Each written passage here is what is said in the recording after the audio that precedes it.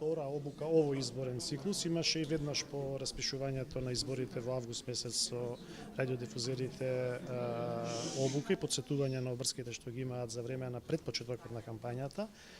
Изборите оваа година се спроведуваат по ист изборен законник како што беа спроведени изборите минатата година, парламентарните избори, а во овој период прекршувања од почетокот на кампањата до сега немаме забележано, меѓутоа ние правиме 10-дневни извештаи, така да на крајот на тие 10-дневни, првиот 10-дневен извештај во делот на почетокот на изборната кампања ќе излеземе со оценка и за избалансираноста во известувањето и доколку има медиуми што не се избалансирани во известувањето, ќе биде покрената прекршачна постапка. Балансираноста веќе подолго време ја следите?